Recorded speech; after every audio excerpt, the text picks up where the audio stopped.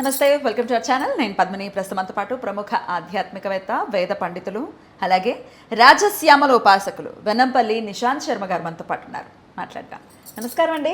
Mahadeva. June 18వ తారీఖు అద్భుతమైనటువంటి యోగవంతమైనటువంటి రోజు, గురు పుష్యమి యోగంతో వస్తున్నటువంటి రోజు.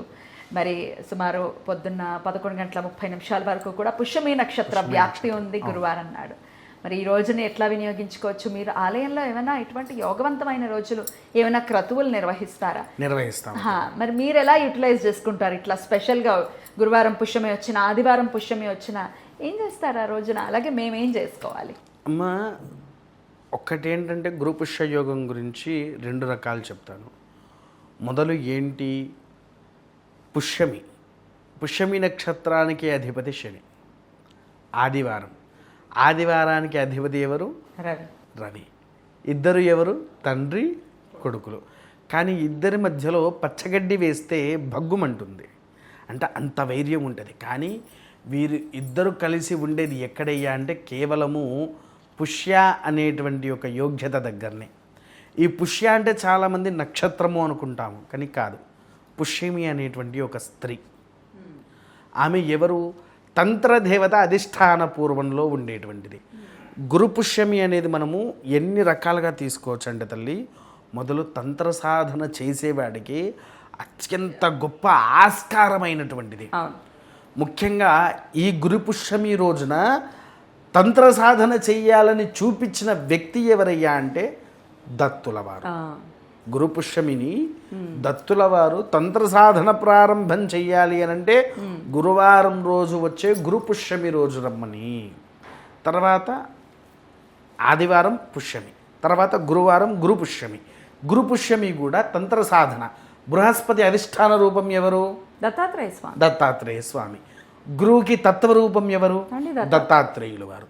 దత్తాత్రేయుల వారి యొక్క అనుగ్రహం రావాలి అని అంటే ఆదివారం పుష్యమి నక్షత్రము, గురువారము పుష్యమి నక్షత్రము రావడము అత్యంత గొప్ప విషయము తల్లి. బ్యూటిఫుల్. అత్యంత గొప్ప విషయము. అలాంటిది తంత్ర సాధన రూపమనే కాకుండా మామూలుగా ఈ గురు పుష్యమి వచ్చినప్పుడు మీరు ఎప్పుడైనా తెల్ల జిల్లేడు వినే ఉంటారు. తెల్ల జిల్లేడు వేరుని తీసుకోవాలి తల్లి. వేరుని తీసుకువచ్చి ఇంట్లో గణపతి రూపంలో మనం దానికి మన అభిషేకాధికాలు గావించాలి.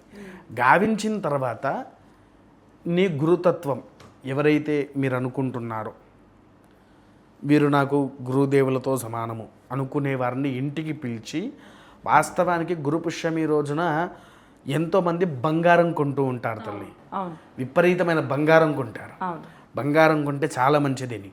ఎందుకనంటే గురు పుష్యమి రోజున ఎన్నో కొత్త కార్యక్రమాలకు ప్రాధాన్యత. వివాహం కావచ్చు, కొత్తగా వ్యాపారం పెట్టుకునేవారు కావచ్చు, తర్వాత రెండోది వచ్చేసేసి కొత్త వాహనాలు కొనడము, వివాహం చేసుకోవచ్చు. పుష్యమి నక్షత్రానికి వివాహం చేసుకోవద్దు అని అనుకుంటారు, కానీ గురు పుష్యమి యోగ్యతకు పనికొస్తుంది. కొన్ని గ్రంథాల్లో ఇది మనకు చెప్పి ఉంది. కొత్త వాహనాలు కొనుక్కోవడం, చేసుకోవడం మంచిది అంటారు. తర్వాత వధువు ప్రవేశాలు కూడా గురు పుష్యమి రోజున చేసుకోవచ్చు అని అంటారు. అయితే తెల్ల జిల్లేడుని ఏం చేయాలంటారు? అదే చెప్తున్నాను. ఇది అయిపోయిన ఇవన్నిటికంటే ప్రధానంగా మీరు ఆచరించేది ఈ తెల్ల జిల్లేడు ఏదైతే ఉందో, ఆ తెల్ల జిల్లేడికి మీ గురు సమానులైనటువంటి వారిని పిలిచి పూజాధికాలు కూడా గావించి, ఎవరికి? గురువు గారికి పాద ప్రక్షాళనము క్షీరముతో చెయ్యాలి. పాద ప్రక్షాళన పాలతో కడిగేసి వారిని ఇంట్లో కూర్చోపెట్టి, దత్తుల వారైన దక్షిణామూర్తి అనుగ్రహంతో మీకు దత్తాత్రేయుల వారిది ఘోర కష్ట స్తోత్రము ఉంటుంది. ఐడియా ఉందా? ఘోర కష్టోత్తరణ స్తోత్రం. ఆ ఘోర కష్టోత్తరణ స్తోత్రాన్ని చదివి ఈ యొక్క జిల్లేడు వేరేదైతే ఉందో అది మీ గురువు గారికి దానం చేయాలి. దానము చేస్తే మీకు విపరీతమైనటువంటి గురు అనుగ్రహం కలుగుతుంది. అద్భుతం. మీరు స్వాధిష్టాన లోకాధిపతి అని అంటారు, తెలుసా? ఎవరు? గురువే కాదండి. స్వాధిష్టాన లోకాధిపతి గణపతి.